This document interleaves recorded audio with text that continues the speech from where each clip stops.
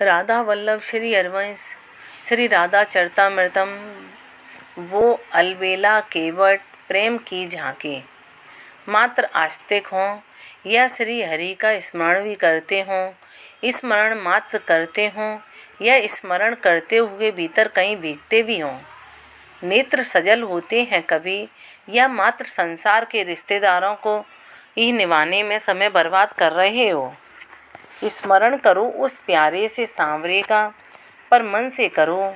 तुम्हारे भीतर सांसारिक प्यार के जितने रूप हैं ना, ईर्ष्या, मोह, खीर, उत्कंठा, प्रतीक्षा, मिलना और एकदम उसी में लय हो जाना, अरे इन्हीं को कभी गंभीरता से समझ लिए होते तो क्या कभी इनकी गहराई में भी गए हो?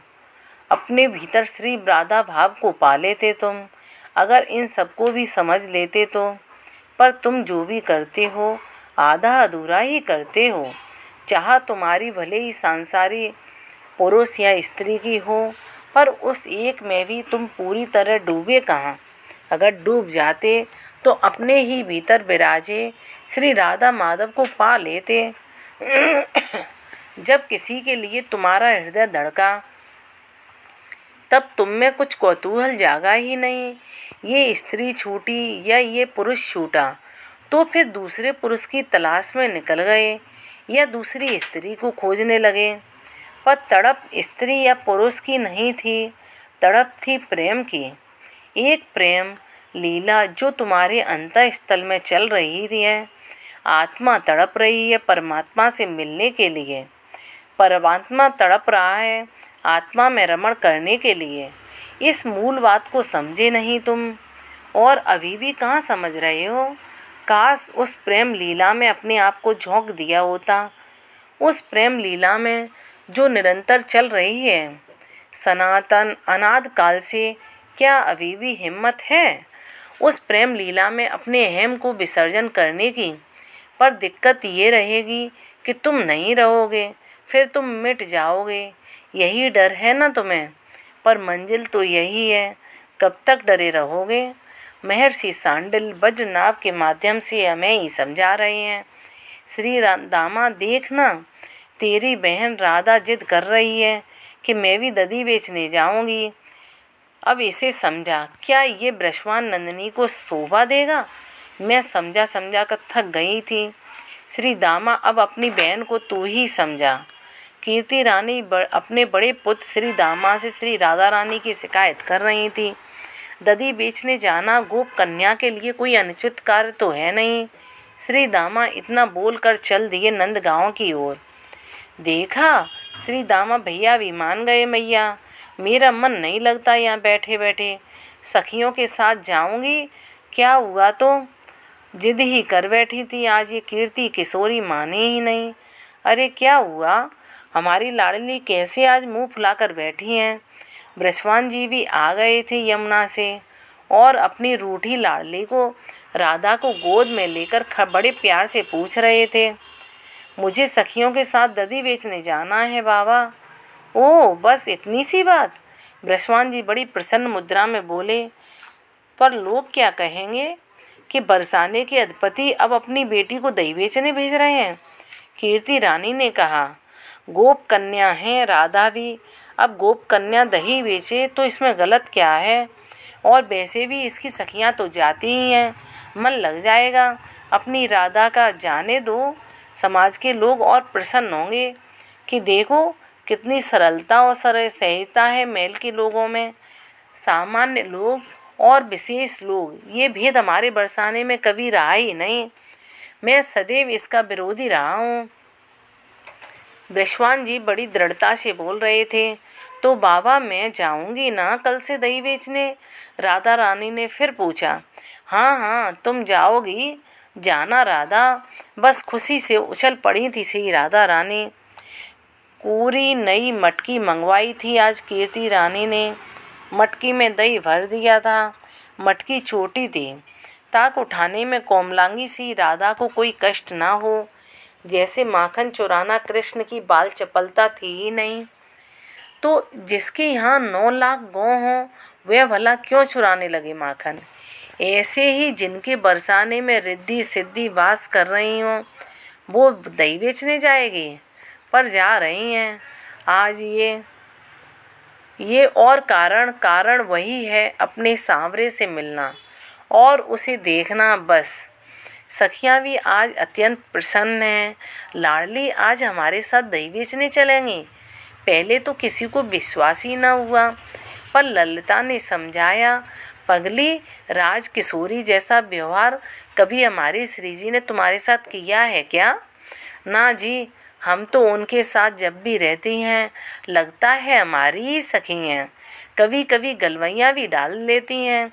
वो तो ये कहते हुए सखी के भाव विभोर हो गई थी। अच्छा चल, अब चल, श्री जी के महल की ओर चल। सब सखियाँ सिर में दही की मटकी लेकर चल पड़ी महल की ओर। आहा, कितनी प्यारी लग रही हैं आज हमारी बान दुलारी। छोटी सी कोमल, इतनी मानो छुई मुई और गौर बरनी और बिजलू की सी आवा नीले रंग का लहंगा पहने हुए हैं। नज़र न लग जाए मेरी लाडली को। ए सखियों, मेरी राधा का ख्याल रखना, इसे कुछ होना नहीं चाहिए। कीर्ति रानी ने सब सखियों को समझाया।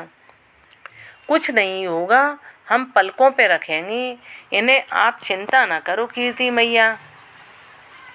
ललिता सखी ने समझाया और चल पड़ी श्री राधा रानी को आगे करके सब सखियां दही बेचने। अब बताओ कहाँ जाएंगी दही बेचने? ललिता सखी ने पूछा। पूछना तो आवश्यक था, क्योंकि दही बेचना ही उद्देश्य नहीं था ना। हे बज्रनाभ, इतना स्मरण रखना, यहाँ जो श्री राधा रानी कह रही हैं वो बड़ी गूढ़ बात है। महर्षि सांडिल्य ने सावधान किया।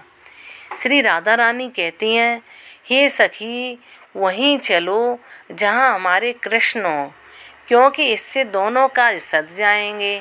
एक तो दही का बेचना भी हो जाएगा और कृष्ण से भी मिलना हो जाएगा। वज्रनाभ सुनकर बहुत आनंदित हुए। आहा, हे गुरुदेव, कितनी गूढ़ और रहस्य की बात यहाँ श्री राधा रानी ने कही है। संसार के मनुष्यों को भी ये बात समझनी चाहिए। ऐसा कार्य करना चाहिए जिससे हमारा स्वार्थ और परमार्थ दोनों सध जाएं। हाँ वज्रनाभ, महर्षि सांडिल्य अपने श्रोता की समझ से बहुत प्रसन्न हुए और कहने लगे, तो फिर नंदगांव ही चले, क्योंकि आपका सामरा तो वहीं है। सखियों ने हंसते हुए कहा और सब सखियां नौका में बैठकर नंदगांव गईं। कोई दही लो, कोई दही लो, कोई तो लो दही। नंदगांव की गलियों में आवाज़ लगाती हुई सखियां चल रही हैं। आगे आगे मीठी बोली में श्री राधा रानी भी बोलती जा रही हैं। पर सखियों, लगता है नंदलाल यहाँ है ही नहीं। श्री राधा रानी उदास हो गईं। तो कहाँ गए होंगे नंदलाल? ललिता सखी ने अपने आंचल से हवा करते हुए पूछा। यकायक एकदम उठी श्री राधा रानी, चलो वृंदावन चलो। पर अब सांझ होने वाली है। ललिता ने सावधान किया। चलो ना, कुछ नहीं होता, आ जाएंगी हम जल्दी, उन्हें बस एक बार देखकर आ जाएंगी, चलो। श्री राधा रानी की बात भला कौन टालता।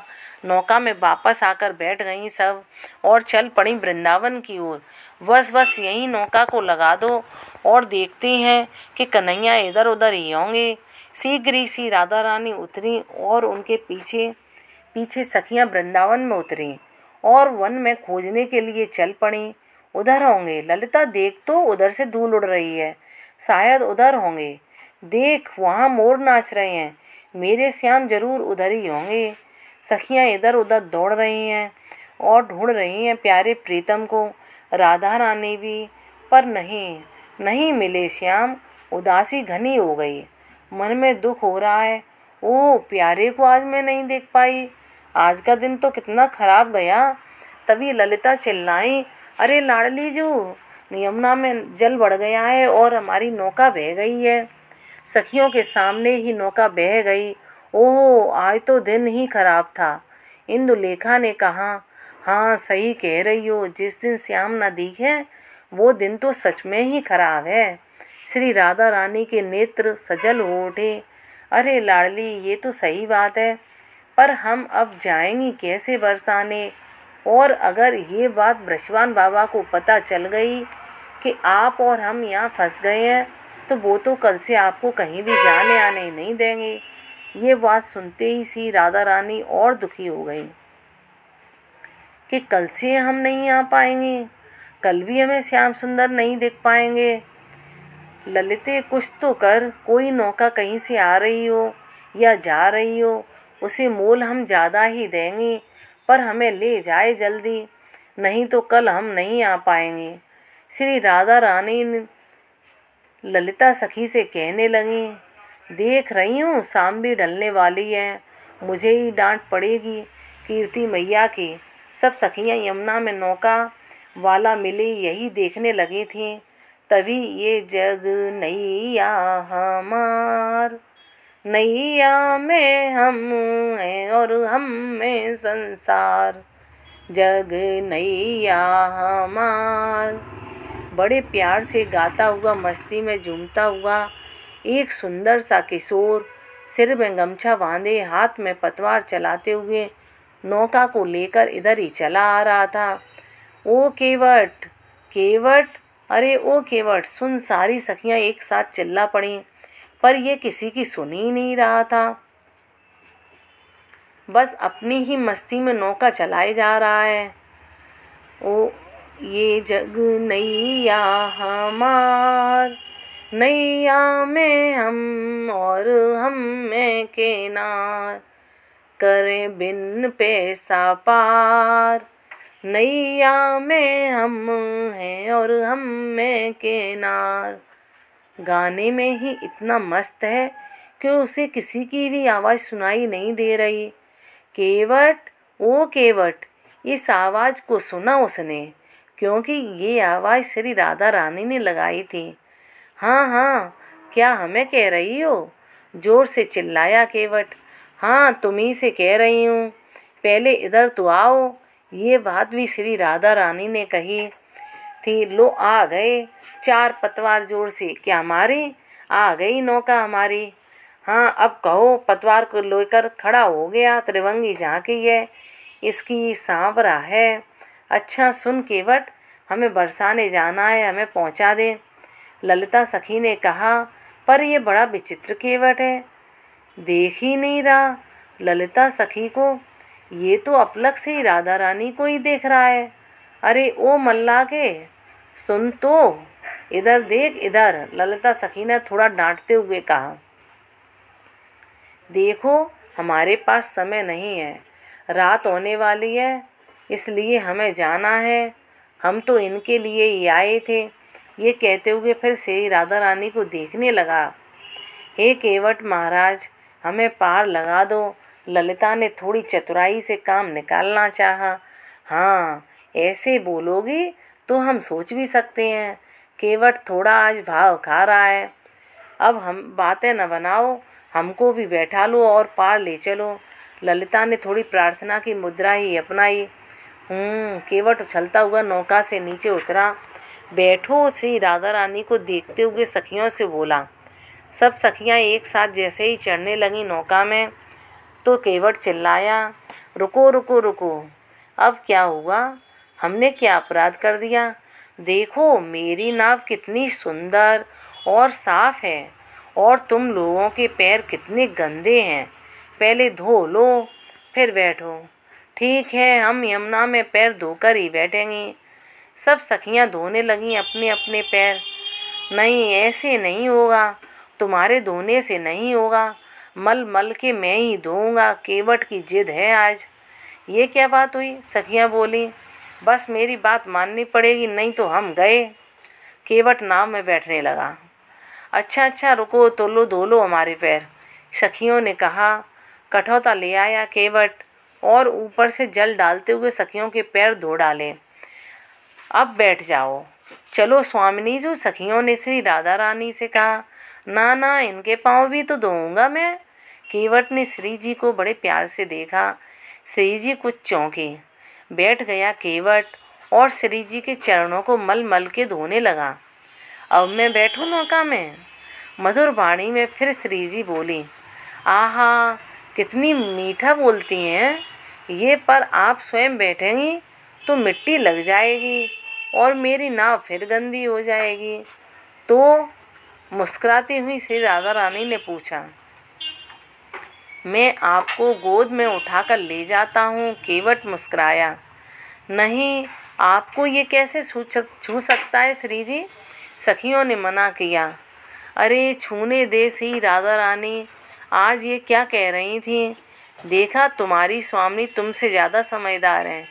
ये कहते हुए श्री राधा रानी को केवट ने अपनी गोद में उठा लिया और नौका में बिठा दिया। अब तो चलाओ नौका, सखियों ने फिर विनती की। श्री राधा रानी को देखते हुए नौका चलाने लगा था केवट। देखो श्री जी, इसके मन में कपट भरा है। देखो कैसे आपकी ही ओर एकटक देखे जा रहा है। आप इसकी तरफ मत देखो।